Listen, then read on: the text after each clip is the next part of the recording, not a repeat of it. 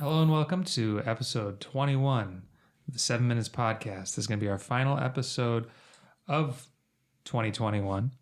And for our season finale today, we are going to be doing things a little bit differently and looking back at a wide range of years. Before we do that, though, let's go ahead and introduce everyone here on the podcast. I feel like you jumped into that a little rushed. Hello, everyone, and hi. welcome. Not enough build-up. Yeah. Well, feel free to take the opportunity to introduce yourself. Oh, yep. Since you commandeered the podcast. Whoops. Whoops. I am Angela. You are. I am Robert. You are. And I'm Zach. So we're doing decades, basically. We're going to do 2001 and our favorite games from that year. Then we'll jump ahead a decade and do our favorite games from 2011. And then we'll end by talking about some of our favorite games from this year. So assuming we continue doing the podcast, maybe we'll switch it to 2002 and then 2012 or something, or maybe even go back and what was our favorite game in 1992? Yeah, we record for 10 years running, and we'll have a full box set. Yeah, that sounds good. All right, so 2001, who would like to start us off? This was Zach's idea, so I think Zach should go first. Okay. Has been inflicted upon me. Okay, so this is kind of like an early launch or launch-ish period for a number of systems, including PS2. I really like a number of the early PS2 games, like the early Dynasty Warriors and stuff like that. But one that stood out to me as something that just kind of landed in my lap, and it's not something that I would necessarily have picked out in most circumstances, but for whatever reason, I picked up a copy of SSX Tricky when I got my GameCube. And GameCube launched that year too, right? yeah, it did. I think GameCube and PS2 came out in 2000, I think, along with the original SSX, but Tricky came out around the time the GameCube and Xbox launched. It's, for those who don't know, it is a snowboarding racing game with extremely colorful characters. How colorful? The guy on the box is voiced by David Arquette and has a giant Jufro. Billy Zane plays like a tree-hugging surfer type. I forget what that character's name is, but Good Lord. there's a lot of personality in the characters. It's kind of obnoxious, but what I love about the game is it mixes some kind of Tony Hawk-ish tricks, as suggested by the title, SSX Tricky, with a racing setup. Like really interesting courses, great music, including the Run DMC, It's Tricky being used as the title track. But I just remember having a ton of fun with this game, trying to get high scores with a bunch of characters. Kaori, who's like the little Japanese schoolgirl type, and Mac, who is this sullen little punk. Both of them gravitated to because they had really, really good handling. Kind of the Shy Guys of their game, I guess you want to think of it that way. But yeah, huge fan. I never stuck with the series that much after that. I liked Tricky so much that I actually skipped SSX 3 and then picked up SSX Blur when it came out on the Wii. And that game is so bad. Oh. Like it's a different studio. The personality is so anemic. The control scheme, they try to do like a split Wiimote thing to have you I think balance on the snowboard and stuff like that. It doesn't work. The big problem though is it just doesn't have the big personality that Tricky does. I haven't played Tricky since probably 2003, but I have to imagine it still holds up. So that's one from me. Let's go around one by one. Well, there's a lot for me for 2001. I think the most obvious one to start with is probably Super Smash Bros. Melee. So many memories of playing that game with Robert and our cousin Dom, and I just thought it was. I mean, it's still. I mean, people still insist that Melee is the best of all the Smash Bros. Entries, It's been a long time since I've played Melee, and it's actually interesting when you go back and play that game after playing all the other iterations that have come after. It feels very, very fast compared to the other ones that came after. I don't know what it is about it, why it feels so just like speedy, like almost like what's the word I'm thinking of? Almost like twitchy, but not in a bad way. But that game was just so exciting because it looked better than the original Smash on the N64. But did you like it more than the N64 game at the time?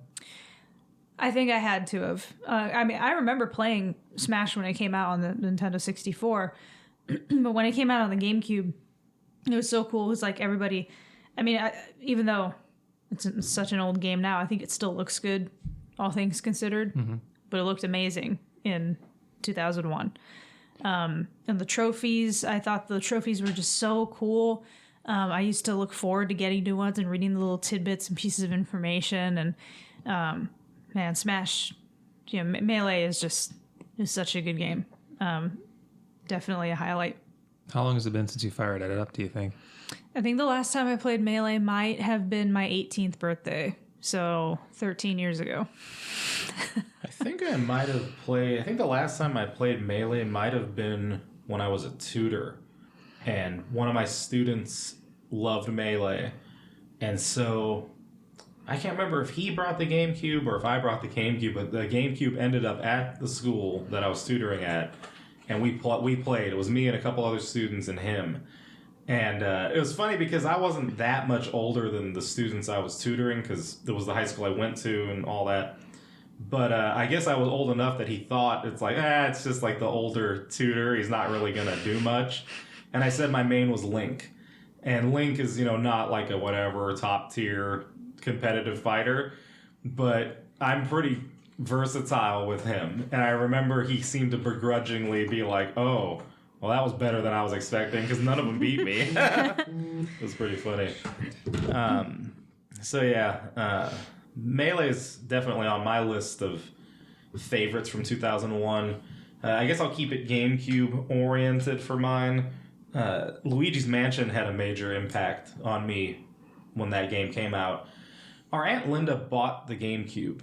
As far as I understand, it's the first console that she just went and got. Because there was always like a weird origin for the first 3 Nintendo systems that we had. But I remember one day we got to our grandma's house and Linda just like had it. I can't even remember the build-up for it. I don't remember like specifically asking. Linda just got the thing, I think.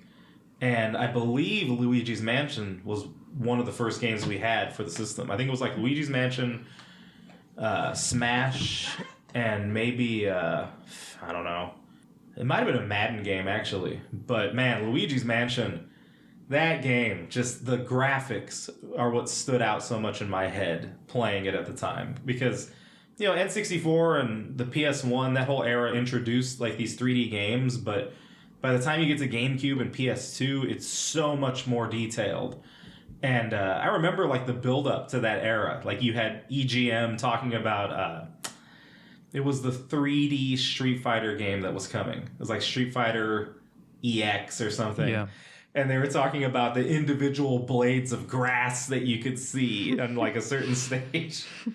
Luigi's Mansion stands out because if I'm remembering correctly, I think when IGN either reviewed it, or not IGN, EGM, the magazine, when they either reviewed it or previewed it, they were complaining about the dual stick setup for the controls because it wasn't common yet.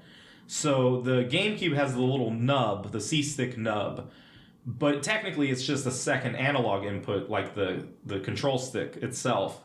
So you would move Luigi with the one on the left, but the C-stick is how you would aim the poltergust. And they thought it was unintuitive. They thought it was weird. And it's like that's how you play almost every third-person action game now, but at the time, it was unusual. But Luigi's Mansion was great. It was really very atmospheric. The animations were all just so mesmerizing, like the dust that would swirl behind Luigi that you can then whip around and vacuum. And I think that it was also by the time you get into the GameCube era, that's when you really start to get more expression out of the characters themselves. That's not to say that Mario and them were completely dead and lifeless in like Mario 64, but the intricacy and detail in Luigi's Mansion was just unheard of at that point. And that's when you really started to get a sense of like Luigi's cowardly personality. It was great. Cool.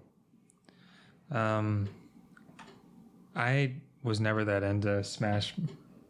I remember it being played at some parties when I was like Melee, specifically GameCube era, when I was in college. But I remember as a party game definitely preferring this next one on my list, Super Monkey Ball, which I do like the first two Monkey Ball games, but honestly less for the main game, which I do like the obstacle course stuff, and more for the 4-player antics of the mini games that shipped with Super Monkey Ball. And with the first Super Monkey Ball in particular, I remember the Monkey Fight mini game, which just put you and the other players in your monkey balls that all had boxing gloves attached to them, and you would rotate. You would move the ball that you're in, rotate the boxing gloves separately, and you would have to time your like projectile boxing glove hits to knock everyone else off the platform. Super simple, but the controls are just like slippery enough, and the impacts were just punchy enough that it felt like it was always a little bit out of your control. So it was a real blast. I think the other mini games were good too, and maybe it seems silly to spend so much time talking about just one mini game and one game, but I had a ton of fun playing Monkey Fight in Super Monkey Ball. I think that's totally legit. I mean, for Mario Kart Double Dash, me and Robert and our cousins would play the multiplayer, the Shine Sprite battle for hours. So I think it's totally legitimate to talk about one little mini game. Luigi's Mansion was also on my list, same as Robert. Incredibly fun and felt very, very different for the time. Something really unique from Nintendo and from the Mario universe. Oracle of Ages and Seasons. The Legend of Zelda, Oracle of Ages, and Oracle of Seasons for the Game Boy Color. I spent a lot of time on those games. I actually beat Ages, I believe. And I got really close to beating Seasons, and I didn't quite. But those games were just really, the concept art was really beautiful, and the games were just really fun. Seasons in particular, it was really neat just seeing the landscape change from season to season, and you had all of your little animal buddies, and great games. I think maybe underrated isn't quite the right word. I mean, they definitely get respect. I just feel like they aren't talked about very much, and so in that regard, I would say I think they're a little underrated. But I think they're considered lesser in part because they're handheld, but also because they were developed by Capcom rather than... Which is bizarre to me because they also developed Minish Cap, and like the Oracle games, Minish Cap is fantastic. So... Yeah, also like Game Boy Color is just less impressive. Like it wasn't that big a jump from Game Boy, so I think there just wasn't as much shine to it. But that doesn't mean they're bad games at all. I mean, they were also positioned in an awkward time frame because the Game Boy Advance had just come out, and if you plugged those games into a Game Boy Advance, you could get a couple of rings that were exclusive. Like you could tell that it was in the Game Boy Advance. I think that might be part of it. Because I think Minish Cap also suffered the same awkward timing of coming out like when the DS was coming out. So Capcom just had unfortunate timing with its Zelda games. But yeah those are two that I also really loved. I think they're really well made. People talk about, I believe... well, I know that was supposed to be a trilogy, and they scrapped that. They just did the two games. And then there's like the Triforce. Yeah, the Triforce thing they were going to do. Yeah, because Furore appears in like the weird password connected thing you can do. Yeah, you get like a third campaign that you can do like in each one where you finally fight Ganon. Yeah. But you have to have both games to do it somehow. Yeah, I think it was like, I think it's you get a code at the end of each game, and then you input it, and somehow then the code somehow unlock Ganon. It's something like that.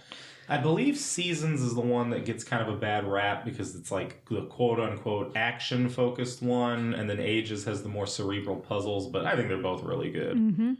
I'm not going to confine this to just things I played in 2001, otherwise it's only going to be Nintendo games. Oh, yeah, I definitely didn't. So I'm going to include Metal Gear Solid 2 here. That was another huge deal, in terms of build-up, because... Again, going back to EGM for impressions, I remember they were Sony fanboys. Like, you knew EGM, that crew loved Sony, and I recall them kind of slighting. I think it was Wave Race Blue Storm for GameCube, because Nintendo was showing off. Look at the water effects, and they were all like, well, look at the water effects in MGS2, and this is just one part of this game. Oh, they're really speaking your language. But yeah, well, that game is very impressive. It's controversial, or at the time it was especially controversial because you're playing as Raiden the whole time. Just a little bit of Snake, but it doesn't matter. Like, that game's really well made and fun. Although, I'm going to admit, I have played that game and beaten it, I think, 3 times at this point, 3 or 4 times. And every single time I get to the end and Solidus is giving his monologue that just seems to go forever, I don't think I've ever remained conscious for all of it. And I don't know if it's just like every time I've ever beaten the game, it's like late at night, but it's just it starts going, and then I go to sleep, and I'm like, I missed it again. I don't really know what happens completely at the end. But that game's really fun, and although someone here will poo-poo it, it sort of sets the framework. We for don't need to talk about Twin Snakes. It didn't come out in 2001, and it's not a good game besides. It's so good. But yeah, that's one of my entries. Cool. Yeah, I haven't actually been a big fan of any of the games either of you have said so far. But Surprise, that's okay. surprise. That's part of the wonder of humanity, right? I ain't loving SSX Tricky. Yeah, that's fine. Or Super Monkey Ball. That's fine. This is another one I haven't played in ages. But Ico, or Eco, I think is maybe how it's supposed to be pronounced. Not sure. Anyhow, the one with the little horn boy rescuing the princess from the shadow monsters.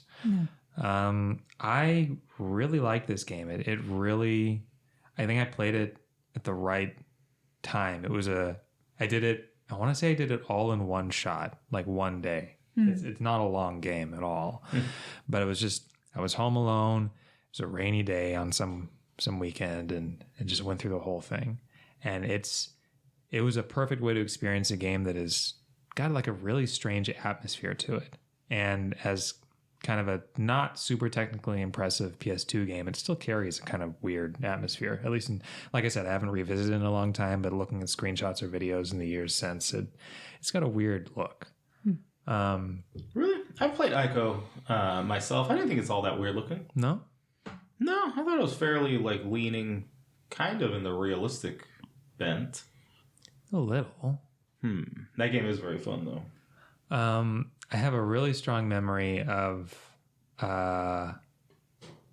just feeling really connected to the character, like this nameless little boy, but just feeling like I could really identify with what he was trying to do, his desperation and trying to save Yorda, the princess.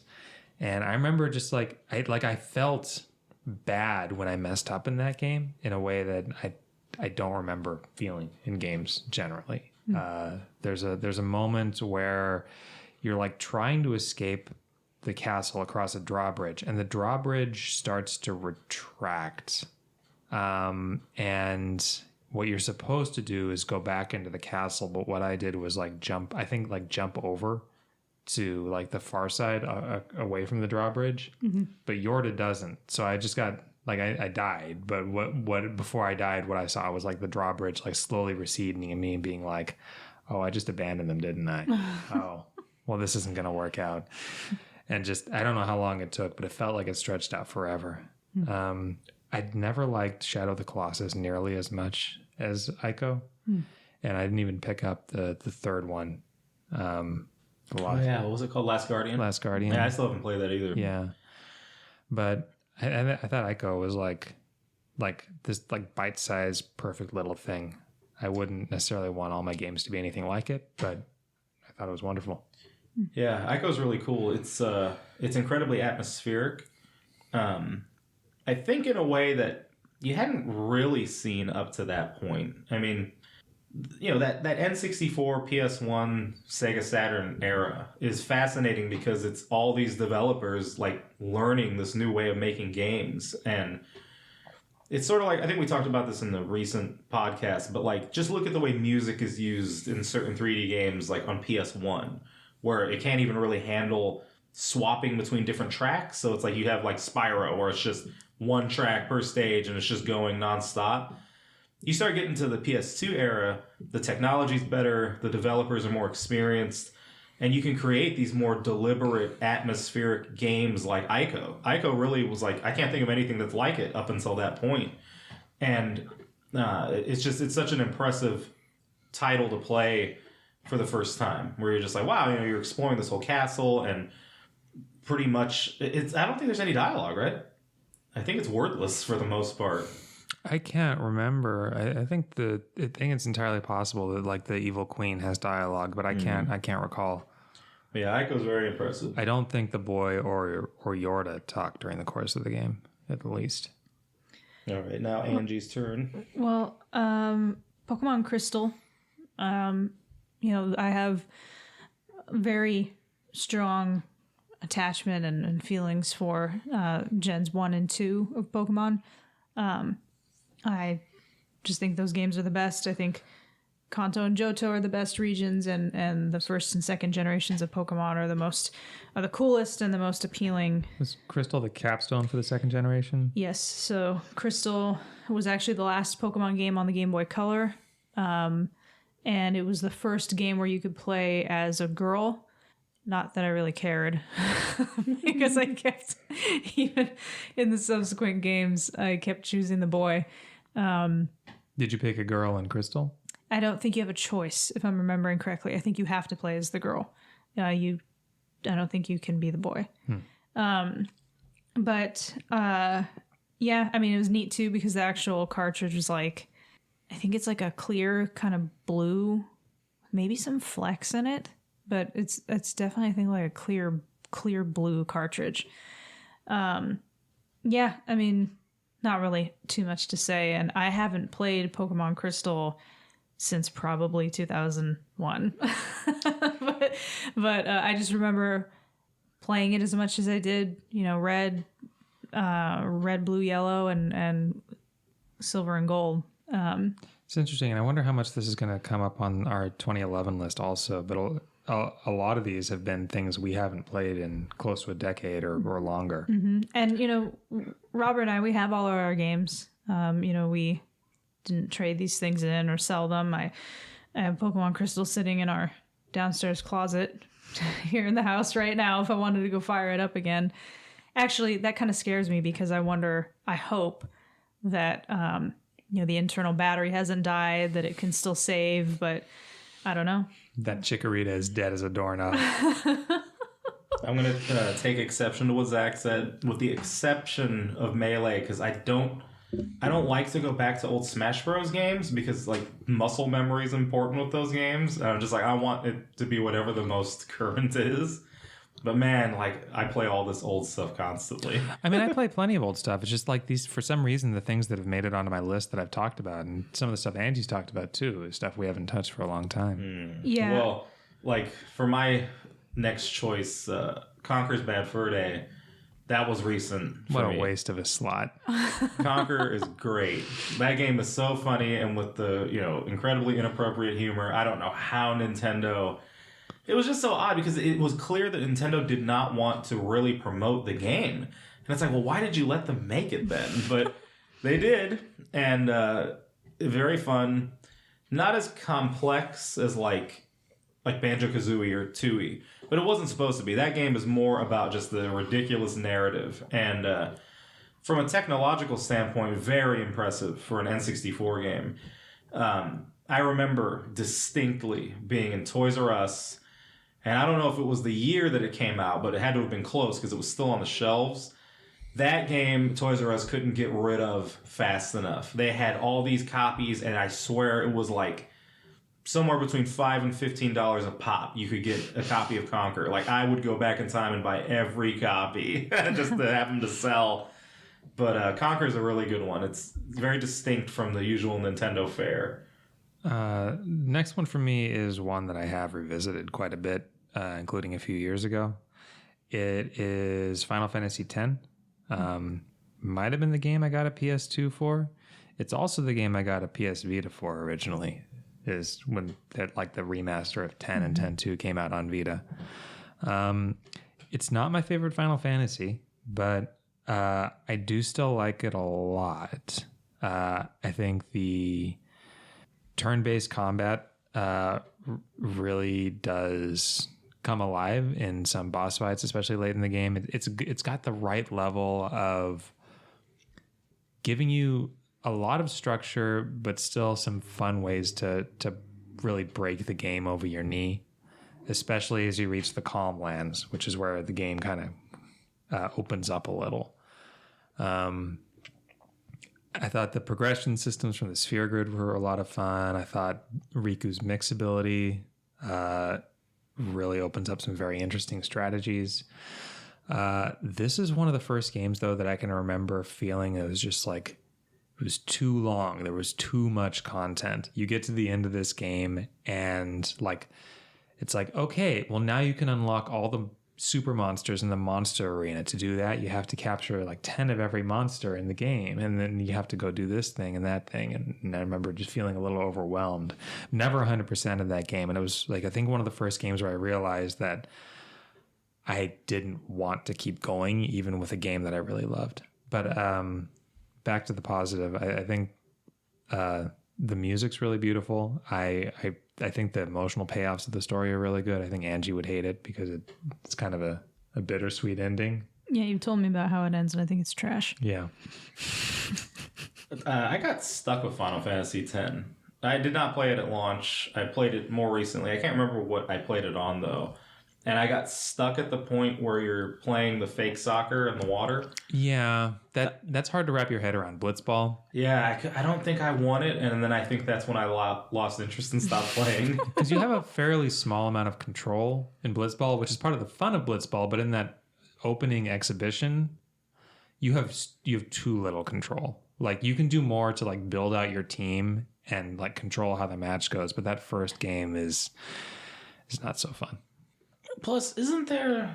I might be completely making this up. Isn't there something you can only get if you complete that tournament that you're forced to play? It's a certain useful. way? What you get is a... Damn me for knowing this. What you get is a strength sphere, which lets you get like a slight boost of power that you wouldn't otherwise get. But eventually you can just farm strength spheres. So it's like long term, it's not like a missable. It's just like a nice thing you can try for. I think that was part of what made me linger, because I was not just trying to win. I was trying to win it however, whatever the requirement was, I was trying to do and couldn't do it. And that was part of what screwed me over. Yeah. Well, last game on my list for 2001 was Mario Kart Super Circuit. I feel like I played a lot of this game. I don't know why. Mario Kart seems to be a game that I... Was that the GBA one? Yeah. Mario Kart is a franchise I have just put a lot of my time in from my childhood, but Super Circuit was not the best. It's just I spent a lot of time playing this game, and it was cool. It was a novelty being able to take Mario Kart on the go.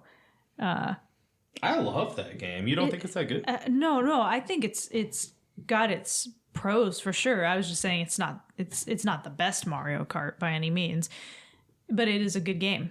I actually think I think looking back, you can see it's not like the best looking GBA game or anything, but I think it still holds up pretty well graphically, visually. It was really fun. I have a lot of good memories with Super Circuit. It's one of those games that is like, man, it's like quintessentially childhood for me. Like it makes me think of summers playing my Game Boy Advance and being a kid. I have some nostalgia. I'd never played it. I've never found it. I never got the impression that it was like a must play, but I've also never heard a bad thing about it. I assumed it was like a perfectly good it's portable Mario Kart experience. It totally is. Well, Super Circuit is the last. Well, I mean, they've only made 2 basically, but like Super Circuit's in the style of Super Mario Kart. And I love that game because it felt like Super Mario Kart. And I love Mario Kart 64, but that return to the Super Mario Kart feel was really fun. And that game, I think if you beat it or something, it unlocks the entire.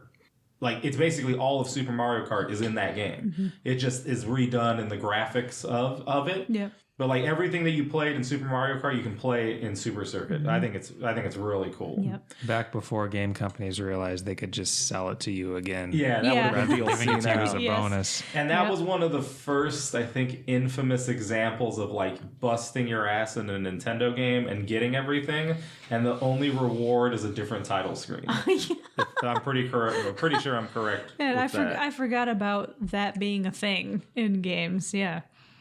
Yep. So, are we closing out 2001 now? Well, that was mine. That was the last one for I only me. had one more. Okay, I guess I'll make this my last one then. I'm throwing it in there because I love this series. 2001 is when Toki Tori made its debut. Very obscure Game Boy Color. Capcom published it, but 2 Tribes made it. Oh, that game is so fun. It's like a puzzle platformer, and you're this cute little yellow chick. And, it's been like remade and re-released all sorts of different ways, but the original Game Boy Color version is super fun and incredibly valuable if you have it. I love Toki Tori. Like, it's sad how you can never remember every single game that comes and goes, and there's little obscure ones that some people love, some people don't, but Toki Tori is one of those ones I'm attached to, and so it gets a shout out for my list of 2001 games. Do you remember who made it? I said it was 2 Tribes. What the heck is 2 Tribes? That's the company that made it. Okay. All right. Cool. We can close out 2001. I will say the last one I was going to talk about was Advance Wars, but I know I've talked about Advance Wars on the podcast already, like for the GBA episode, so I don't need to It's all right. I mean, go over all of it again. Talk about it again. Just note that Zach really loves the Advance Wars series and is very resentful towards Nintendo for taking it away from him, and especially in favor of Fire Emblem, which he despises. Yeah, I've said before, like every way in which Fire Emblem and Advance Wars differ from each other, Advance Wars does it right, and Fire Emblem was a mistake. All right, well. Oh my goodness. Well, I guess I'll start off 2011. We're transitioning. Now we are into 2011. Yeah. And it's funny because when I was looking at the list of games, and I was telling Robert and Zach this before we started filming, it started to make me very nostalgic because I worked at GameStop from 2009 to 2014. And so many of the games that came out in 2011 were just making me think of that time. I mean, looking at the games from 2001, which is kind of universally considered maybe the best year of gaming ever, those made me nostalgic thinking of my childhood because I turned 11 in 2001. But 2011 made me nostalgic for my early 20s. I turned 21 in 2011. Yeah, right? I was like, let's do some math. I'm not going to fact check. Math is difficult. Yeah, I was like, wait a second. Yeah, no, I did. I was born in 90. And so, anyway, so I turned 21 that year, and looking at the list of games, it was like, and stuff that I didn't really necessarily care about, but I remember putting on what we called it, putting on the walls at GameStop, like Dirt 3, Sonic Generations, Saints Row the Third or whatever, LA Noire, like all these games that just Modern Warfare 3 that were like opening boxes of distro and having to put out all these, the latest new release. And it's the colors too, which is interesting to me, the association of color and the box art for these games, Saints Row and the purple, Dirt 3 and the aqua, Sonic Generations and the white cover. Like, it's just weird how my mind associates those games with the color. But so it made me think of my time working at GameStop, and by 2011 I was deep in it. But I guess the first game I'll mention for 2011, and I've mentioned this game in the past, so I won't focus on it too much, but Alice Madness Returns. I played it on the PS3. I had never played American McGee's Alice on the PC, so my first introduction to this series was Madness Returns. It just blew my mind. It was just so. It's a beautiful game, visually speaking. It's bizarre and it's dark and it's macabre and it's a little disturbing at times. It's like a stage-based 3D platformer with some action elements. Yeah. It's got some major hack and slash going on. She's running around with like little knives. Yes, which is what I was going to get into. She and the combat is really fun. I think it's called like the Vorpal Blade.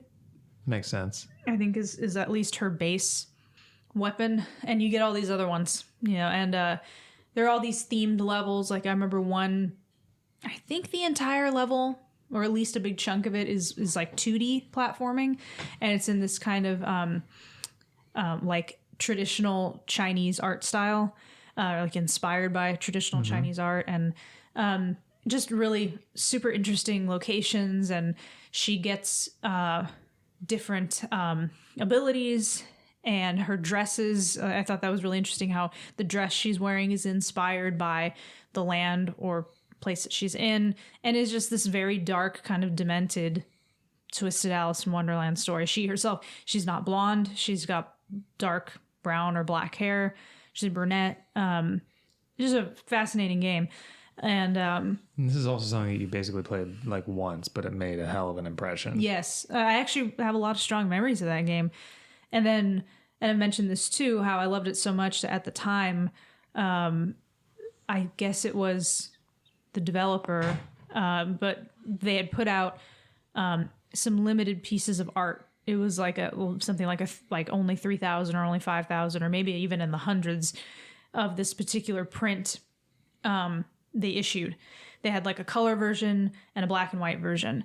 The color version was more expensive, and on my GameStop salary, I couldn't afford it. But the black and white one, I actually preferred anyway. So I got the black and white version, and then I went to get it framed, and I think I got like UV protecting glass. Like I went all out for this thing.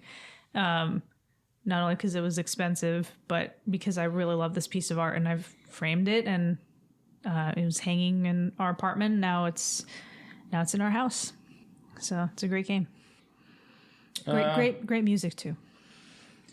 So I did not mention Halo for the 2001 section because I really didn't end up playing Halo until I played the anniversary edition of it, which is ironically 10 years later here in 2011. So that's the version I'll talk about. So the Combat Evolved anniversary on 360, that was really cool. Like I always thought Halo was interesting. My Xbox 360 past is convoluted. Like I had a 360, it died, and then I ended up getting another one. But I finally got to play Combat Evolved, and the ability to switch back and forth between the classic graphics and the modern, I thought was really neat. I think I prefer the classic graphics. There's this alienness to the environments in the first Halo that are kind of lacking in the newer versions, but just a really good, fun first-person shooter. Yeah, I didn't play this 10th anniversary version you're talking about, but I did play Halo via the Master Chief Collection on Xbox One. Mm-hmm. And you definitely, like, I'll back you up on that. You can switch the graphics modes on Halo, and there's a lot more purple in the original version of that game.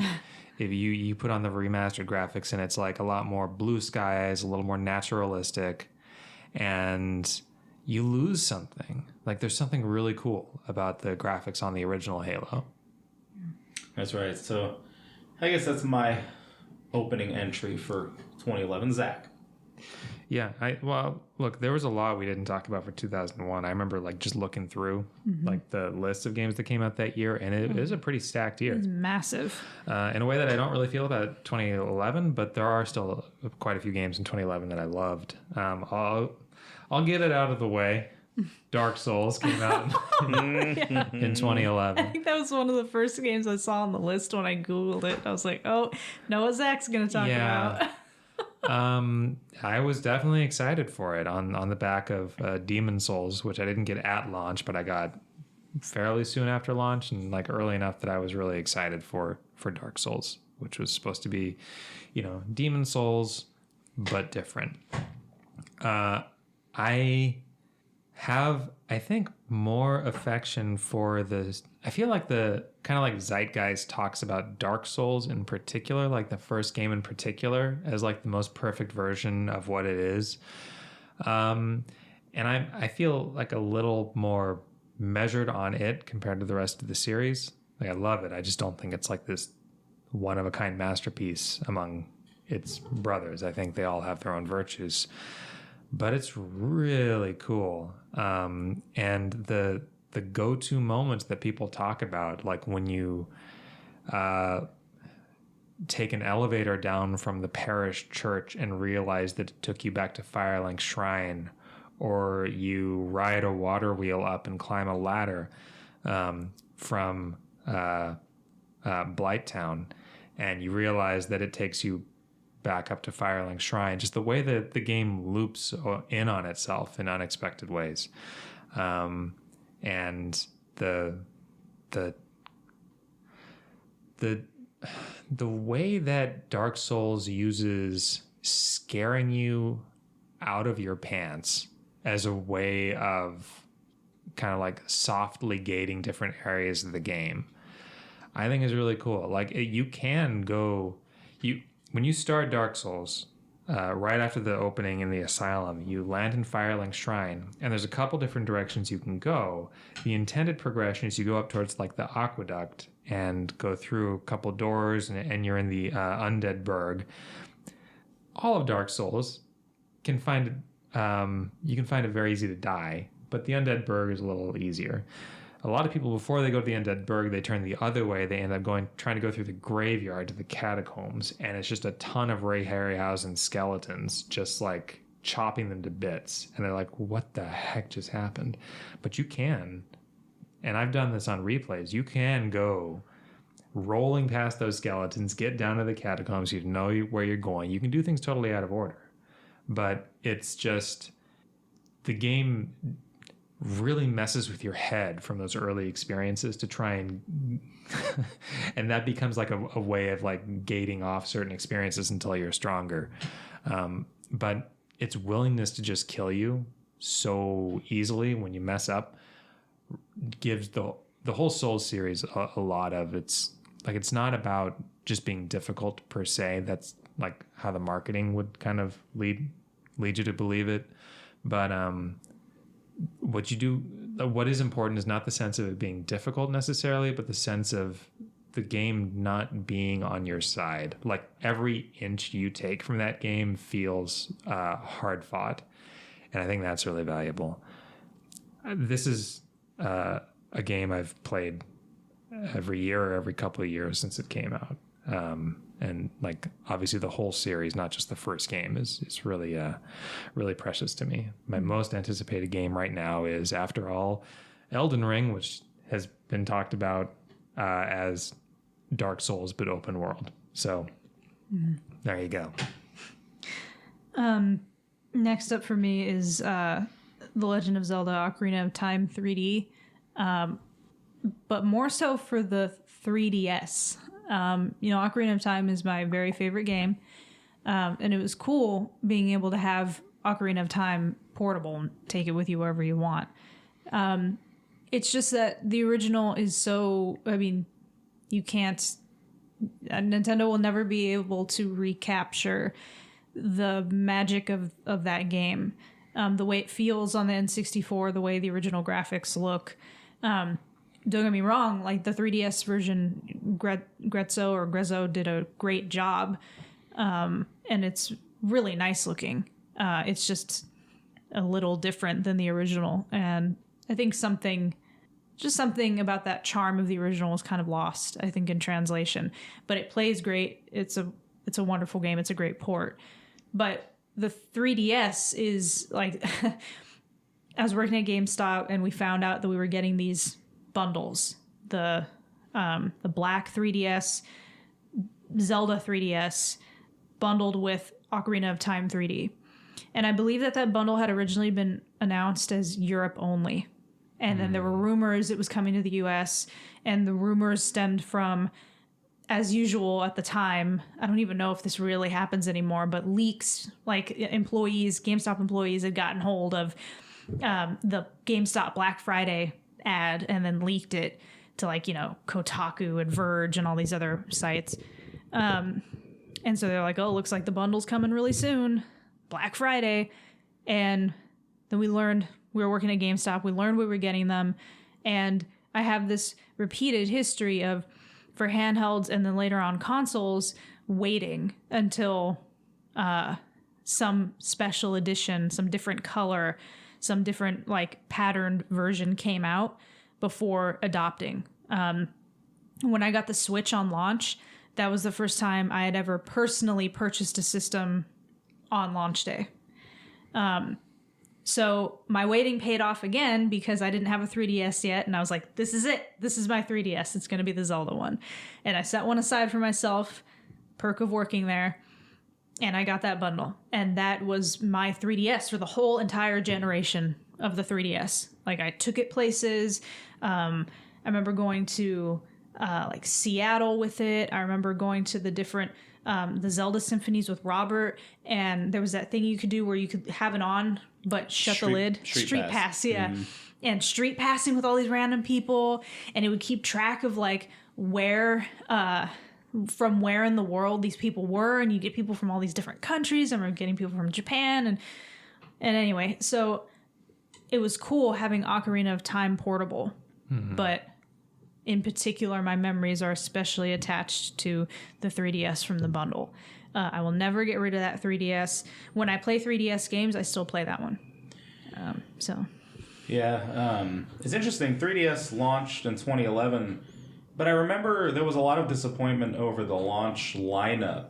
But if you look at everything that came out that year, it ended up being a fairly stacked year because Star Fox 64 launched, Ocarina 3D, and Mario 3D World. They were all in the same year. It's just they came later. Didn't Street Fighter also Street launch? Fighter 4 was on there. Didn't it launch that year? I think it did, yeah. I think it came out that year. That was on there. The problem is, except for Mario 3D Land, these are all just ports, right? Yeah, I think that was also part of the problem. Although, they're a little bit more than ports because they're totally enhanced. The graphics are redone, hardcore.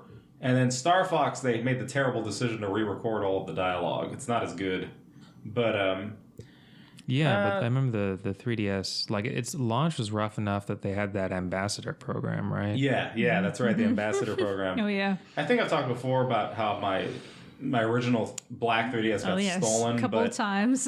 But the ambassador program, I remember being worried, thinking, man, I got my 3DS at launch, I want that status, and that was another thing they let me get back.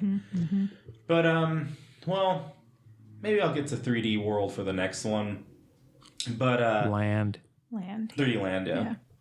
But this was another transitional period. And so there were still some DS games coming out in 2011, and one of them was Ghost Trick. I believe we've talked about Ghost Trick in the past, so I won't linger on it too long, but it was a Capcom adventure game, kind of in the spirit of Phoenix Wright, but not completely. This had a lot more interaction going on with the touchscreen, incredibly beautiful pixel animation, and a really interesting narrative. It's one of those games where, unless you're really forgetful, once you've played through it, you know the story. And that's the one sad part of it, is like you can never unlearn the story.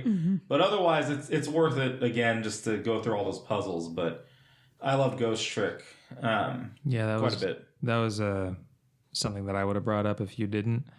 It is wonderful. If I have, let's say, and if anyone is listening to this podcast and they haven't played Ghost Trick, they should play Ghost Trick. I think the appeal is broad enough. Like, the skill requirements are low enough. Like, it's just a wonderful game for pretty much everyone, I think. Yeah, anybody who's like an aspiring pixel animator, go look at the animations in that game. They're just so well done. Yeah, it's pixel art done on top of rotoscoped animation. It's gorgeous. As far as a non-Ghost Trick thing to offer up, I will say Super Mario 3D Land, honestly. It was look, when I bought my Switch, I bought it partly to play Breath of the Wild, which was already out, but the timing was also because I wanted to have a Switch by the time Mario Odyssey came out.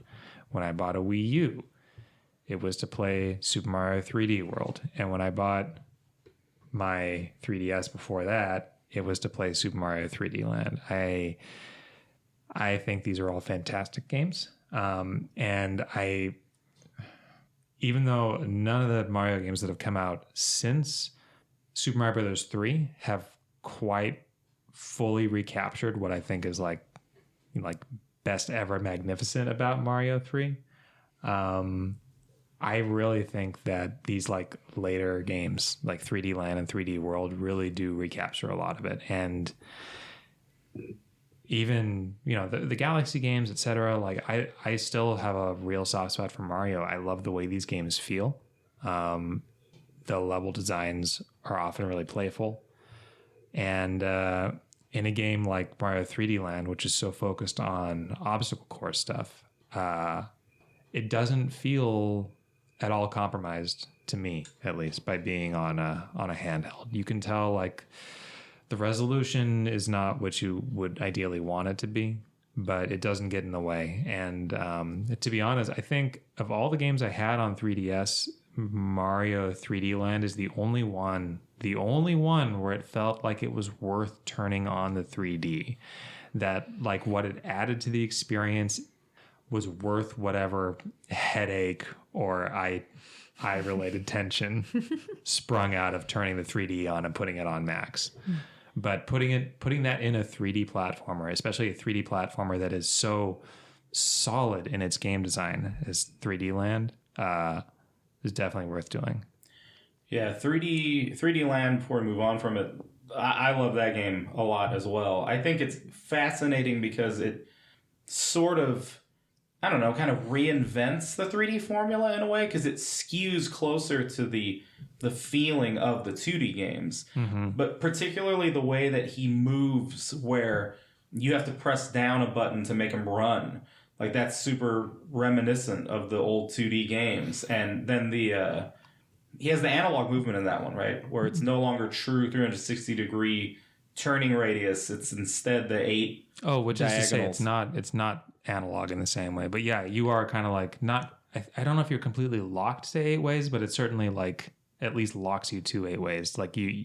Yeah. And I feel like that is the optimal way to make him move in 3D. I just feel like it's so much easier to chart where you're going to go and set up these like chains of movement. Because like when it's not in that way, when it's just the freewheeling 360, I think it's a little harder to know exactly where he's going to go when you launch him.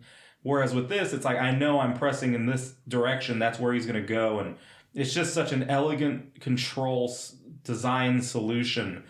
And I love Mario Odyssey, but I was very happy when they put out 3D World on Switch, because I was like, I hope they go in this direction. Like, keep these controls. The creativity of Odyssey I love, like the level design and all that, but what was started with 3D Land was really great. And yes, like in terms of like a 3DS game, that game is beautiful. Like it's amazing what they managed to do with it visually.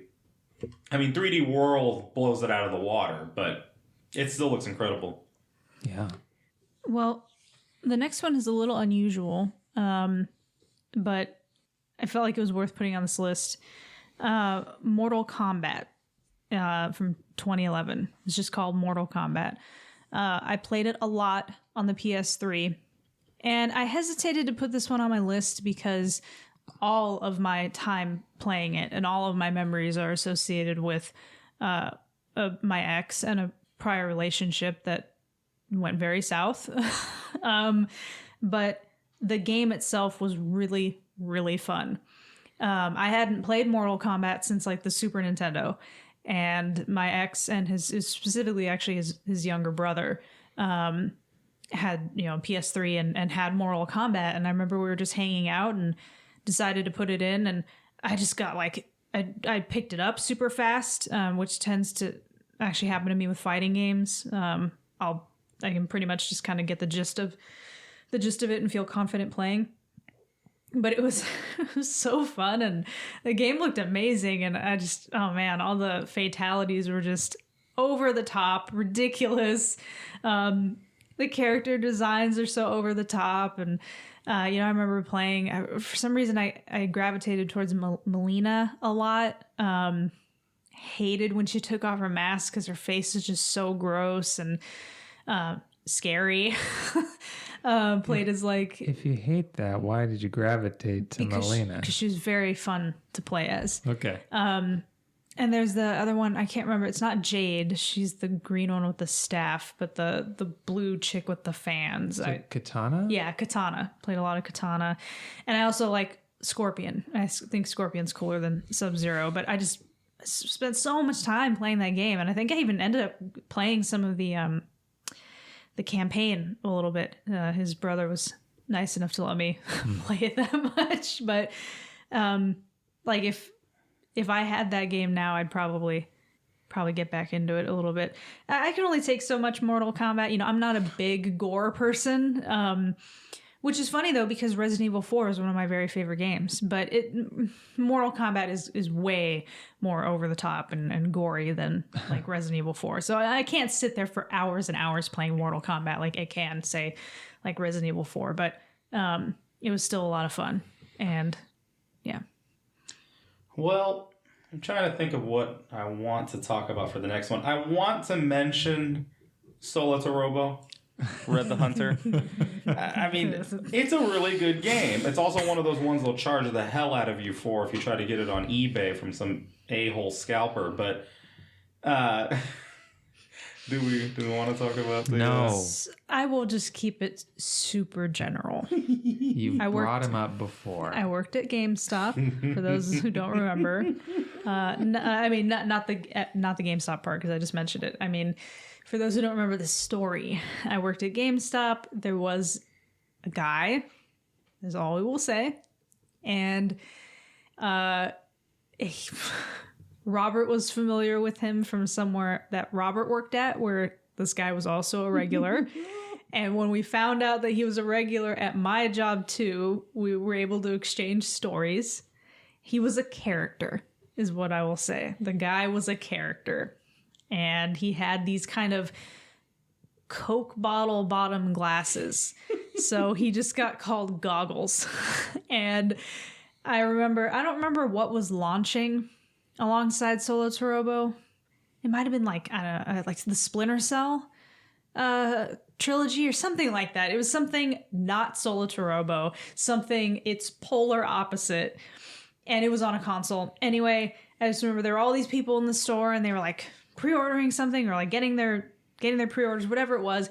And here comes Goggles, and he walks up to the counter and he's all awkward and he's like, "Hi, I am here to pick up my pre-reserved copy of Solitarobo." I was like, of course, you'd be here right now picking up of all the things Solitarobo. The thing that stands out to me about this story is that Angie's describing this. We ended up laughing about it later because I had the game pre-ordered too. Yeah. So it's like, so what does it say about me that I'm in the same tier as Goggles, that I'm here for Solitarobo as well? Yeah. But so that one's worth a mention. It's an action RPG, but you're playing as like dog characters and they're in mechs. So it's pretty cool. Zach is bursting to tell you that they're furries. Yep. He's wrong. He got a look on his face. And Angie, you've seen this furry character. You know. It's not a furry. It is absolutely. There is this vague point of delineation for Zach where it goes from anthropomorphic animal character to furry. Like, Yeah, he's I accused- tease you about Star Fox. He's accused. Star Fox isn't actually Yeah. over the line. Star Fox is just appealing to people who are themselves over the Yeah, line. But see, Salazzo Robo itself is over He's that line. accused Star Fox of being a furry game, of Sonic of being a furry game. Again, to Robert's point, he just thinks anything anthropomorphic animal The is boy furry. who cried furry. Yeah, exactly. A couple of quick shout outs. Tactics Ogre on PSP came out this year. That was a really good strategy RPG. De Blob. I love the De Blob series. De Blob 2 came out. You're this blob, and you're rolling around adding color to the world. Super fun. But the one I will focus on... Representation in games. Exactly. Marvel vs. Capcom 3 came out this year. I have a lot of memories of that game. My friend Justin was super good at Marvel vs. Capcom. When the HD version of Marvel vs. Capcom 2 came to PSN, my God, I remember going to his apartment that he lived in, and I believe we were either in his apartment or we were playing online. All I know is I think the record was he kicked my ass 52 times in a row. I could not beat him. Like Smash Bros, I'll go toe-to-toe with anybody, but his game growing up was Street Fighter and Marvel vs. Capcom. So he was like an old school, like he knew how to play. But then when Marvel vs. Capcom 3 came out, that became, this is what we were playing. And, it was, this was before the Marvel Universe crap was going on with like the movies, like the way that it is now where, well, let's roll it back a little. When Marvel vs. Capcom Infinite came out, they banned all the X-Men characters because they're like, we're only going to focus on the Marvel Cinematic Universe. And plus, they didn't have the rights to X-Men yet. So they ruined that game. How annoying. But Marvel vs. Capcom 3, they did not F up. And so you still had like Wolverine to play as. And that game was really fun. I don't know what the fan consensus is on it, but I enjoyed Marvel vs. Capcom 3 a lot and played that for hours. MVC3 had, I think, like a long life as a tournament game. Okay. So yeah, I've definitely seen like highlight clips of, especially of Hagar smacking people with a pipe over and over. Let me do a quick check-in. You might hear our cat in the recording. Excuse us. Excuse her, I mean. So I have 2 more games for 2011. How many games do each of you have? I have 3 others I can talk about. I wasn't necessarily planning on going over all of them. Okay, But Robert, yeah. At least 1 or 2 more. maybe let's stick to 2 more. Sure. Each, okay. Skyward Sword. Legend of Zelda Skyward Sword. I've made it very clear multiple times. In retrospect, don't really care for this game. Lots of reasons I don't. Mark Jeffries' link. Mike Jeffries. Mike Jeffries' link. Excuse me. It's a big part of it. But, there were some good things about this game, too. I wouldn't have put 135 hours into it if I didn't find something about it that I liked. And I still haven't picked up the HD remake for Switch. What? Yeah, I don't know. I was looking through the games that came out this year, and I was like, how do I not have that still? So I'll make a confession that I also have not picked up Skyward Sword HD for Switch. But see, that's not surprising.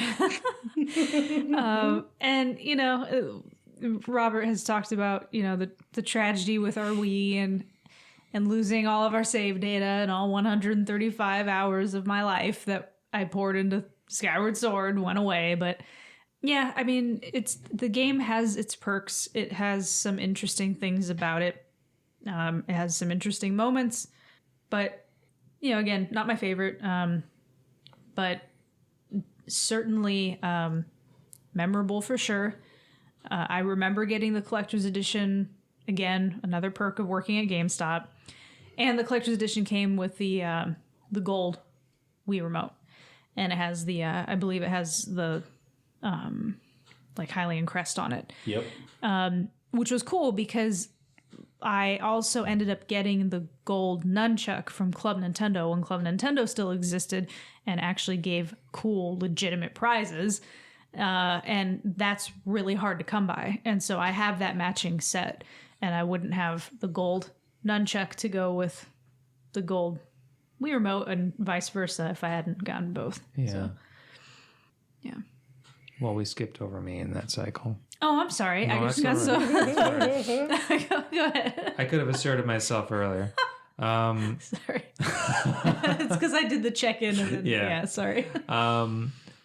Yakuza 4. To be honest, almost any Yakuza game would probably make it onto a list for me. Yakuza 4 I really liked, though. It is the first one in the series that feels like it's not just about Kiryu. It's like a greater kind of like almost anthology of stories. Akiyama, Saejima, who would go on to be series mainstays. Then Tanimura, who never turned up again. And then Kiryu. And all the stories do get woven together. But it's a big, ambitious game. Like the increase in scope from Yakuza 3 to Yakuza 4 is probably ill-advised. It seems like they got an idea that they wanted to do a game with 4 protagonists and then did what they had to make that work. But like, you could have done a leaner game with fewer protagonists. I like how big it is. I like the big finale with the 4 heroes versus 4 villains. And I love the insanity of there are 4, like there's 4 main themes in that game, and they're called 4 face, like there's 4 protagonists, 4 faith, like there's these 4 hearts fighting together, and then 4 faith, like in service of faith, and 4 face. So it's like there's 4 face, 4 face, 4 faith, and 4 faith. Are these all like almost homophonous, especially in Japan, different versions of the theme. The combat is kind of, this is the start of what you see in like Yakuza 0, where Kiryu has like and Majima also have like the different modes they can switch through, like the rush style. Yep. I forget what they're all called. Beast style. Yeah, isn't there like Brawler? Yeah. And Dragon, right? And then isn't Majima, doesn't he have like Dancer, Assassin? Yeah, I don't remember what exactly they're called, but they started in, like, they have their roots in not Assassin's Creed, another series I've played a billion games of. But Akiyama has like the quick style, Saejima has the beast style, and then Kiryu, of course, has the Kiryu style. But I love it. It's full on soap opera, crazy plot twist. This is the one that gets made fun of for having a big plot twist that has to do with rubber bullets. Oh, like, yes. Yes. Why aren't all these characters dead? Well, you see, I shot 30 people with rubber bullets and had no idea I hadn't actually killed them. Oh, yeah, because also, like, I'm thinking back to 0. So... Man, hang on a second. Majima loses his eye as punishment for... I just remember he's getting tortured at the time that Saejima does that hit, right? Yeah. But I don't remember what he's being punished for. I don't remember exactly. I don't remember either. I just remember... But, this is like a big thing because Majima loses his eye while he's getting tortured. He's like, oh, I couldn't be there for my big bro. He kills all these people, then he goes to prison. And this is like a regret that he's held for decades, like at least a decade, until you find out Saejima really didn't kill anyone. And his rubber bullets, the whole... Anyway. Nevertheless, it's a great game, ton of personality, ton of heart. I really fell for both Akiyama and Saejima. I think they're both fantastic in their opening entries. I wish Akiyama featured as much in any of the later games as he does in 4, but he really kind of steals the show in 4. Is he the banker? Yeah. Yeah. Fantastic story.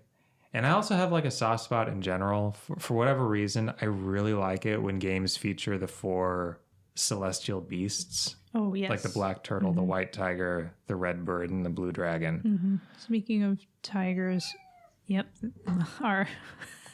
Again, if you hear this distant meowing in the background, it's our cat Or not so distant. who decided she wanted to show up. I was going to say, and Yakuza 4's 4 protagonists are all like themed after those 4 beasts. Yeah. So like, for example, the cop Tanimura, who's the black turtle, he's got like a puffy black jacket and a lot of like defensive abilities in battle.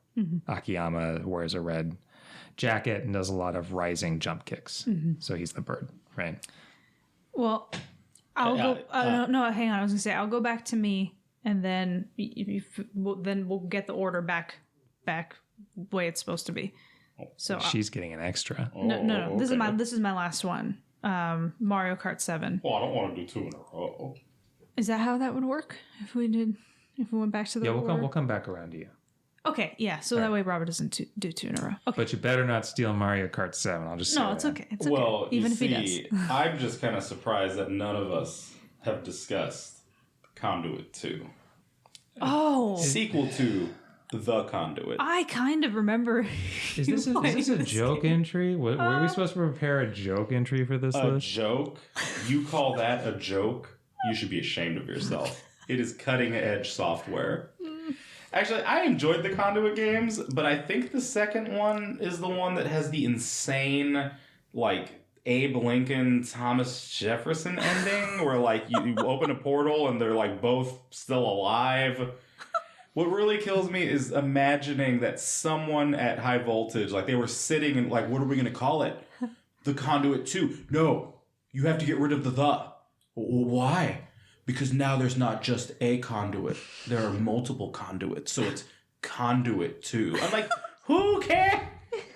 Anyway. Robert, what's your actual game choice? My actual game choice is Kirby Mass Attack. Oh, good one. So, again, this is the end of the DS era transitioning into the 3DS era. So you still had some of these straggler games from DS like Ghost Trick. Mass Attack is hella fun. It represents kind of the end of the really clever touch screen based games that DS had. I feel like DS was way more creative with the touch screen type games that you saw versus 3DS. 3DS started to play it more safe, or play it safer, I should say. But DS was still that heart of like crazy stuff that you would see. And Mass Attack had you, I think you could control up to 10 Kirbys at once. Lots of curves. Using the stylus, yeah, and you would like fling them at things. Like some of it was weight based, like you had to have a certain number of Kirbys. That game was just super fun and creative, and like one of the last, DS games. And which was the one where you could call them on your cell phone? Oh, that's one of the Game Boy Advance ones. So cute. I'm forgetting what that one is, but Zach has no appreciation for Kirby. None. That's not true. None. Just very little. It's not none, but I have a lot of Kirby collectibles. yeah. Little figures and stuff. Yeah. I'll show him the new ones and he just stares. Whoop-de-doo. I'm going to throw a couple honorable mentions out before I get to my last one when we come back around, but I like the Pokemon Black and White games. I like Pokemon Black and White and Black and White 2. I thought they were really well made, and that it has those games, because they're the last of the like kind of pixel art Pokemon games. Some of the best in the series, just absolutely beautiful. There's like sort of a mix of the pixel stuff, but also some 3D elements. Hey, these are honorable mentions. Don't get too deep in it. Anyway, beautiful. And then, wow, I'm forgetting what the other honorable mention is, so we'll get to it when we come back to me. Dishonorable. So I'm gonna call out Assassin's Creed Revelations, which was not my absolute favorite Assassin's Creed game, but I think one of the stronger ones. I really like the setting of Constantinople, rich, colorful, the elevated walkways and slanted roofs and all the zip lines that I'm sure are not historically accurate make the city a lot of fun to get around. And as they build up from Assassin's Creed 2 to Brotherhood to Revelations. They just keep adding more tools. They kind of strip that away when they make like the generational leap to Assassin's Creed 3. But you have this whole bomb building system. Like you can say like, I want my bomb to have, this kind of gunpowder, this kind of shell, this kind of catalyst, whatever. So you can like mix and match effects, but you can make the fun thing is you can make bouncy bombs. So you can shoot bombs around corners, which really opens things up. You also have sticky bombs, more traditional bombs. You can make smoke bombs. You can make sound bombs to like draw people away. Like you have a lot of freedom, and it's really more freedom than you need, which is part of the fun. Like it's not, you have more power to control crowds, including crowds of guards via the bombs than you really need. So you have like, you can do it however you like, really. That on its own is fun. Like there's other tools you have.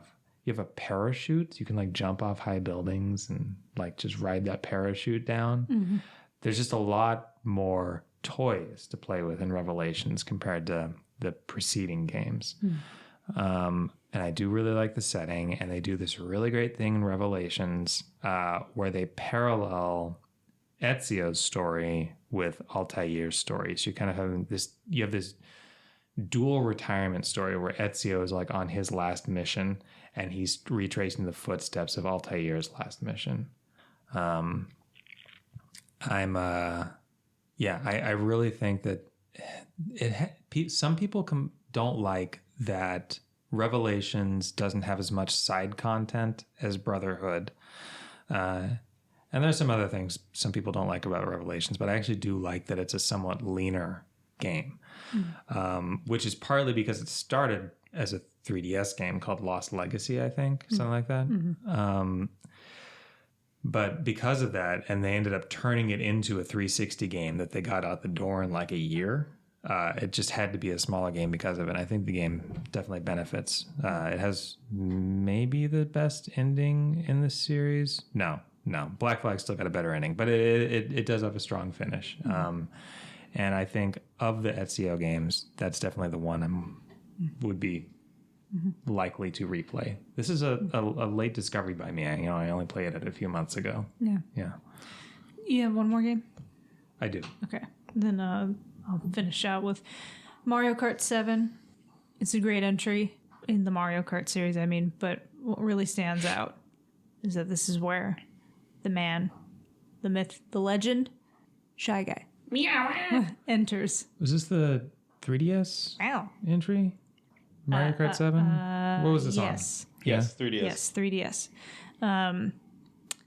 You could only play as Shy Guy, I believe, if you were doing like online multiplayer. And I think it was like if you were the guest or something like that. But either way, he was only available online. And then somebody at Nintendo got the bright idea, and I don't mean that sarcastically, I mean it genuinely. And we're like, why should he be relegated to online multiplayer? No, I don't think you're right. I believe that the DS one is where he was online only. He was playable in 7. Is he playable in 7? He just doesn't have all the different colors you can choose from. Oh, okay. Well, look at me mixing up my Mario Kart games.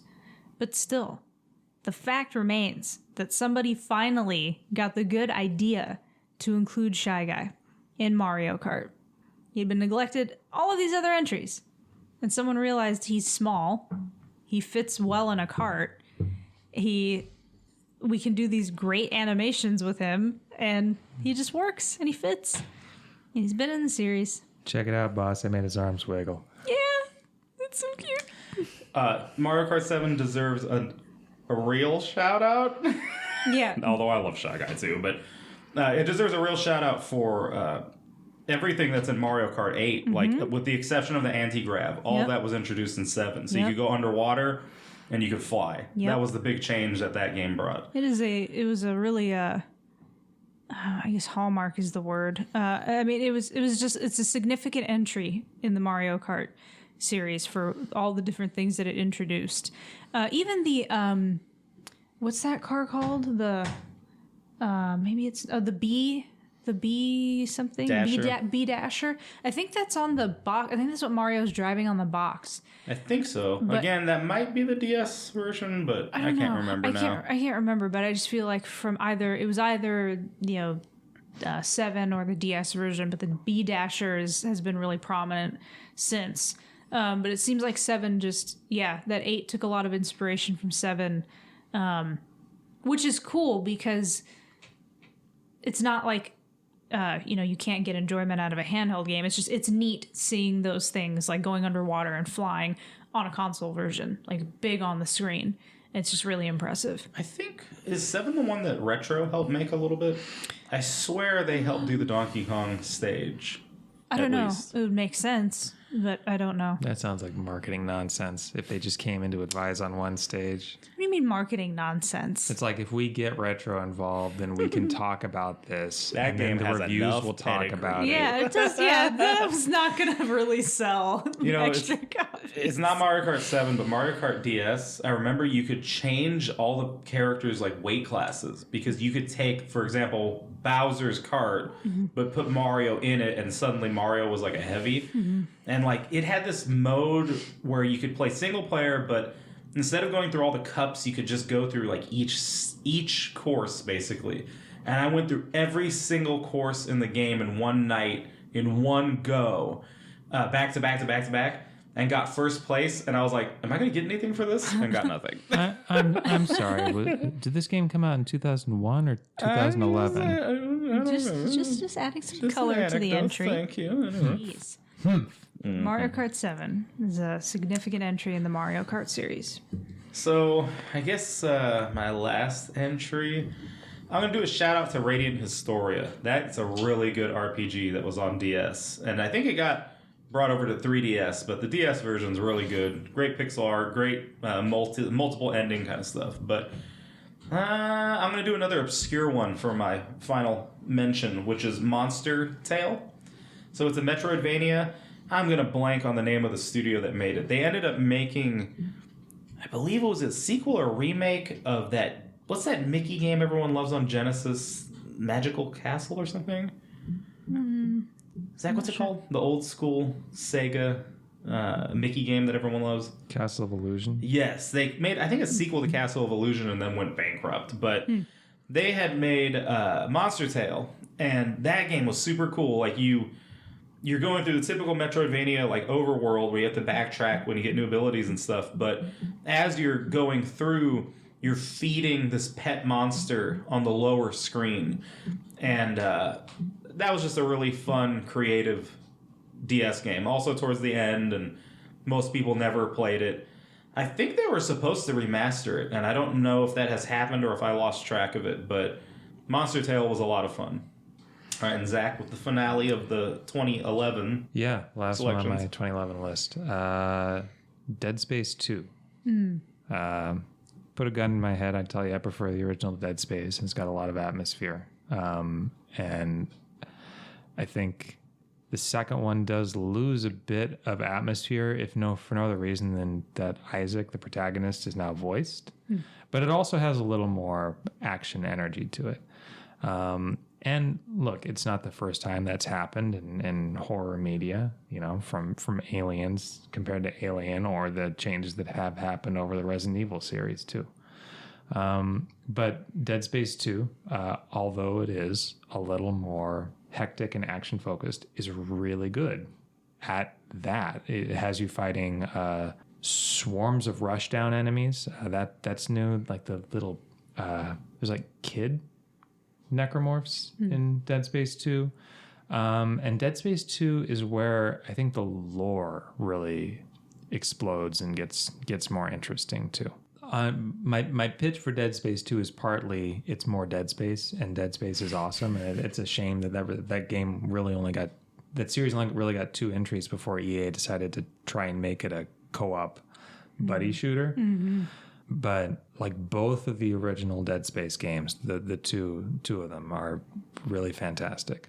It's just a ton of fun, honestly, a great variety of weapons, and the enemies in Dead Space, like owing to that central idea of like, what if the head is not the weak spot? just makes for a lot of encounters that are really fun in a really video gamey, satisfying way without damaging the atmosphere of the encounters. I think I've only played it the once, but it's a real standout. One last honorable mention, just because I can't not comment on it. It was so funny. Brink. It was a first-person shooter, multiplayer. It was supposed to be a quote-unquote Call of Duty killer, because that was the obsession in 2011, was what can topple Call of Duty?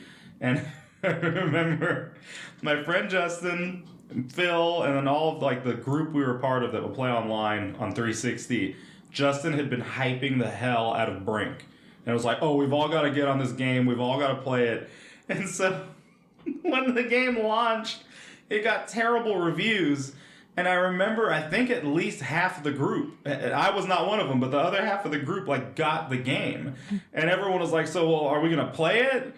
And Justin hadn't gotten it. He was the hype man for the game, and he didn't buy it. And he was like, no, I didn't get it. And I don't remember if it was because the reviews were bad, but like, it was just so funny because he had convinced so many of the people in the group go buy the game, and the game was terrible. And then none of us ended up playing it. Did you ever play it? I never got to play it. How is this an honorable mention? For being hilariously bad. Kind of like Conduit. Well, Conduit was better than Brink, but still. All right, so on to 2021. We're going to close out with... Now, I'm going to throw in the caveat of I'm not necessarily going to just talk about games that came out in 2021. I'm going to talk about what I played in 2021 that I really liked. So. Okay. So I am going to strictly talk about things that came out in 2021. I'm throwing one in that I didn't play in. That was not from then. So I'll start off with the briefest honorable mention possible, for me anyway, for 2021 was new Pokemon Snap. I say that because it's still sitting unplayed in my pile of Switch games. But I got it because I have a ton of fond memories of playing Pokemon Snap. I put hours into that game when I was a kid on the Nintendo 64, and I was thrilled that they were coming out with a new one. But so many other games and things have happened. I just still haven't gotten to it, but I will just say I'm very happy that they made another one. Did they even ship a game, or is it just like the box art? No. And just that you open it up and there's just an insert that says "Remember Pokemon Snap." There's a game, and I watched Robert play some of it, so that's my honorable mention, just in the sense that I haven't gotten to put any time into it yet, but it did come out this year. I guess like Robert, I have one game that it didn't come out this year, but I put a ton of time into it, and that was Final Fantasy XIV. Obviously, Endwalker just came out a couple weeks ago, so technically it had new content this year. I haven't gotten to play Endwalker yet because I'm not there yet in the story.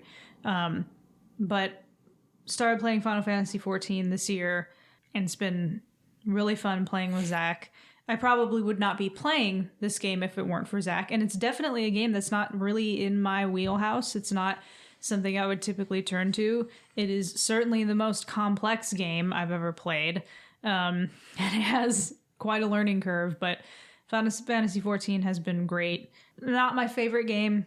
It's not going to make it on like a top 10 list for me, but it's fantastic, and it's one of the only like games involving a character creator that actually enjoyed.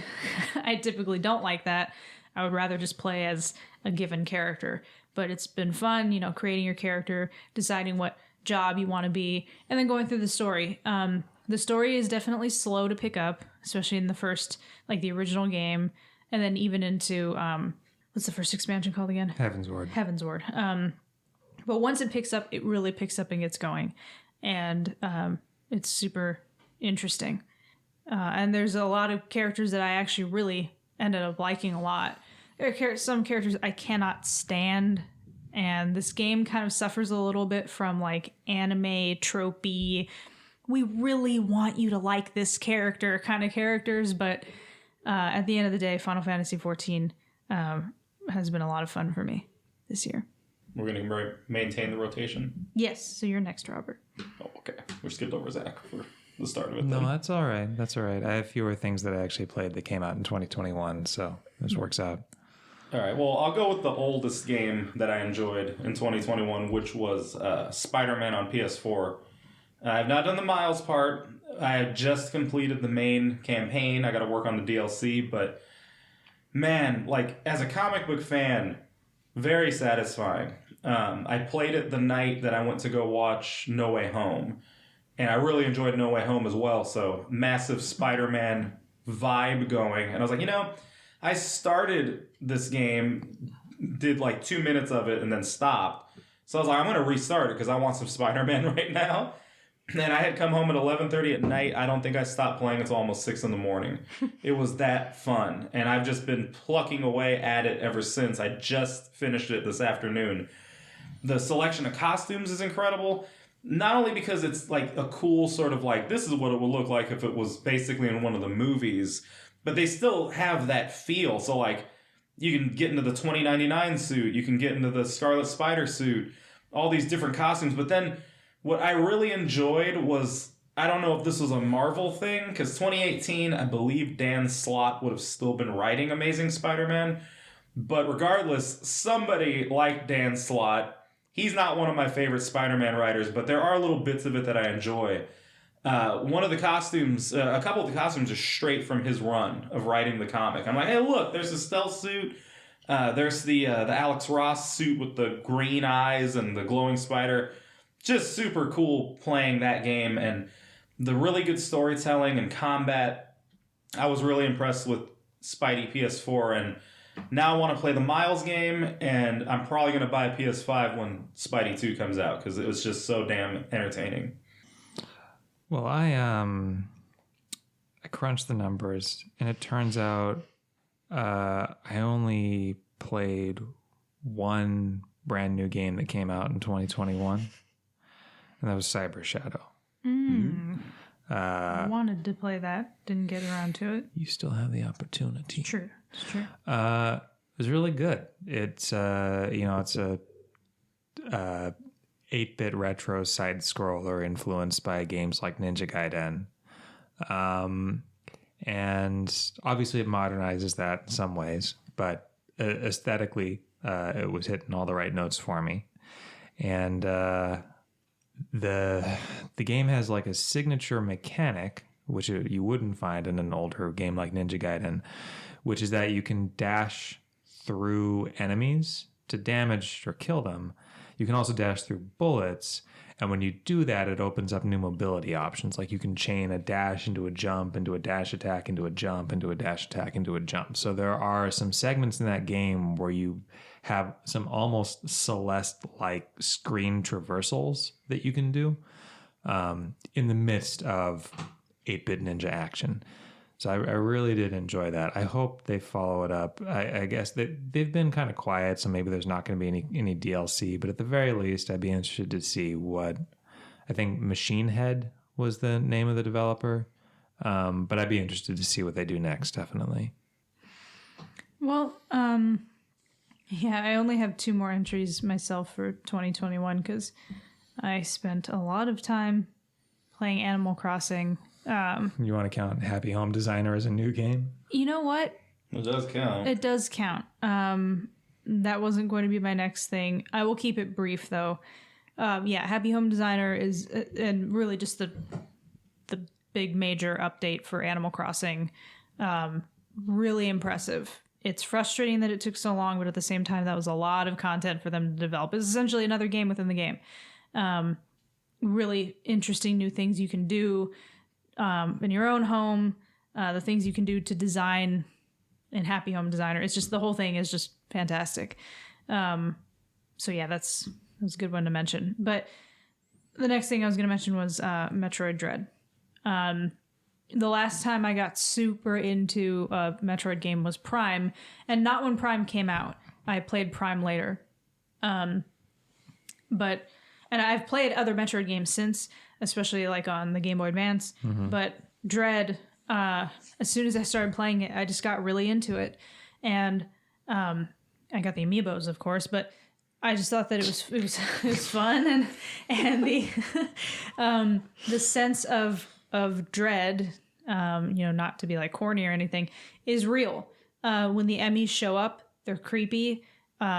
I kind of start to panic a little bit. Not like panic, but I am starting to feel like I need to get out of here. I don't want it to catch me. The boss battles have been creative. They've made me think, like I had to pay attention, like, oh, okay, I get what it wants me to do here. So it's a really great game. It looks really good. And I imagine it's been a little while since I picked it up, since the last time I played. So if I pick it up again, I might be lost, but it's fine.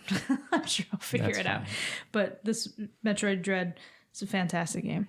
Yeah, I'll second that. I've already talked about my love of Dread, but that's an incredibly good Metroid game.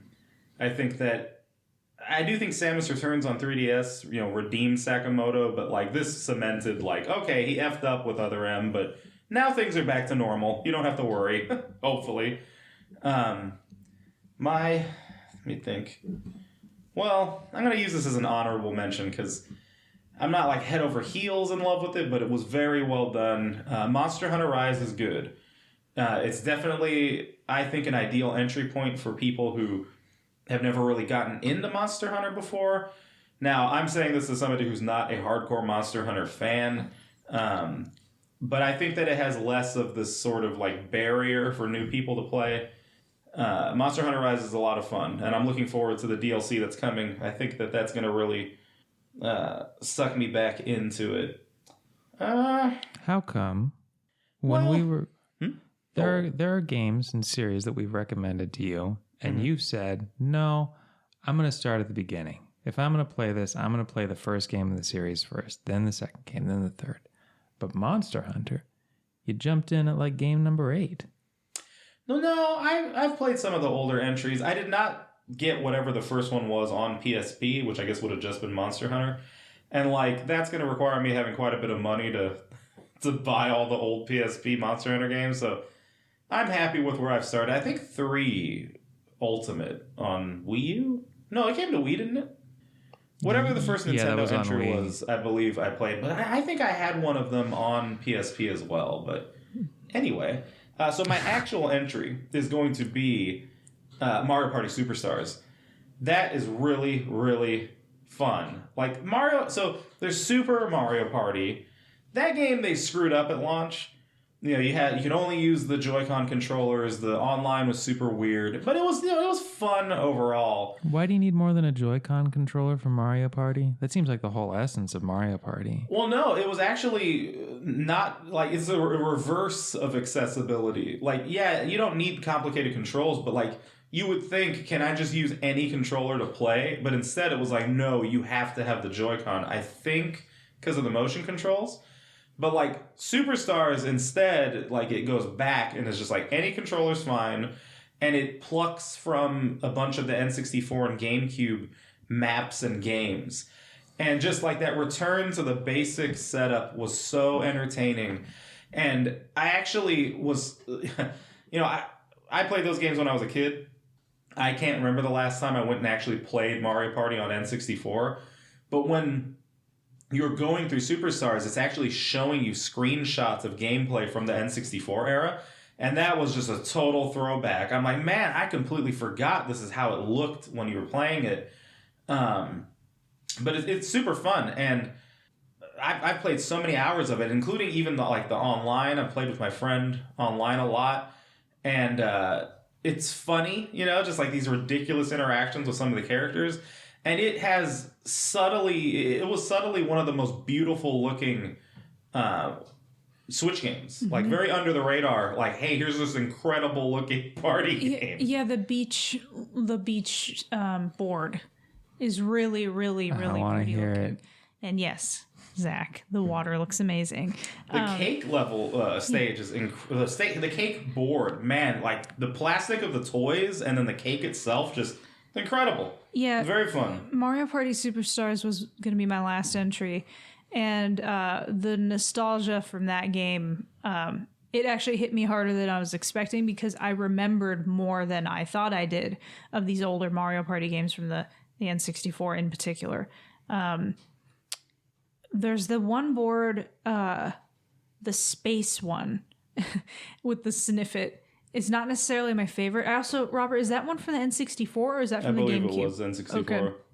But the Sniffit cop, I had forgotten all about that. I forgot about that mechanic, how he's chasing people around the board. Like, the whole thing is just so funny. And yeah, I mean, they chose really good boards, really good games, mini games from these older entries. But it's the interactions that the characters have that makes Mario Party so entertaining. Their facial expressions, the way they like shove past each other when you're in competitive mini games, the way they punch each other and push past one another. It's really funny. And Mario Party Superstars is great. All right. I guess I'll probably close this out. We've been going for a while. There are a couple other games that I've played like DLCs for that came out this year. Ghost of Tsushima, that would be true. Assassin's Creed Valhalla, that would be true. But the one other thing, like definitely my game of the year, I know Angie mentioned it already, but Final Fantasy XIV, the new expansion came out right at the end of November, I think. No, it was early December. Whatever. The date got moved around. I think it was early December. Endwalker? Yeah. Yeah, December. Early December. It is the 4th expansion since the relaunch. So Realm Reborn came out in 2013, and then you had Heavensward, Stormblood, Shadowbringers. Now this is the 4th expansion. So it's been a long story. It's been ongoing. I've been following along since it started off in 2013 and picking up another expansion every 2 years when it came out. And it's been, you know, a stable cast of characters, a steady long form story with different episodes. And like, that's rare in games to start with, right? Like, Kiryu's story in the Yakuza games, it covers a long stretch of time, and I'm sure you could find other examples too, but it's unusual for a saga to take this long. And Endwalker was made specifically to button up that story, like to take the major plot threads against the Garlean Empire and the Hydaelyn versus Zodiac stuff that's been key to the story since 2013, if not earlier, and give everything a satisfying resolution. And because that's what its goal is, it's an absolute whirlwind of a story. Like, you get to, I'm not going to spoil it, but like, I got like a third of the way through the game, and like, I thought there were events that took place a third of the way through the game that I would have expected to be like the big finale. And it just went from like big to big to big. It feels like they stuffed 3 stories in there. And I think that whirlwind pace can be off-putting for some people. Like, I've seen some people say they prefer Shadowbringers to Endwalker. I think Endwalker is the strongest expansion they've done in terms of story. A lot of huge moments, a lot of great twists. Shadowbringers was great too. Heavensward was great, and even Stormblood, even though the story was a little uneven, I think Stormblood was great too. But I think this is the best the game's ever been. I've been just over the moon with it. I've been like humming songs from Endwalker day in, day out. Angie has been grooving to the Rats at Han daytime theme. She called it like, what, Indian Dance Palace? Yes. Yeah. I think the changes they made to my main job, Bard, I was mixed on originally, but I really like them. I've liked most of the other stuff I've tried out in the game. It's a hard game to recommend because, as Angela suggested, there is a lot of complexity baked in. Even just from a UI control perspective, it can be a lot to wrap your head around. And then there's a lot of like community norms to wrap your head around, and a lot of unintuitive things to wrap your head around, like how your ping affects your rotation, or how to balance different substats on your gear, et cetera, et cetera. It's very complex. At least it can be. But I find that it continues to reward and pay back the time and attention I give to it. It's definitely my game of the year, and the more time I spend with Final Fantasy XIV more generally, not just Endwalker, the more I realize it is like a top 10 game for me. Like, it's fantastic. And Endwalker also feels like it feels like golden era Final Fantasy in a way that nothing since like Final Fantasy IX has. There are a lot of Final Fantasy IV references, right? Yeah, but yes, there are a ton of references, and those references are deployed in ways that are very pleasing to people. It's not just like, oh, I know that. right? But like the way they're deployed in the story is well chosen.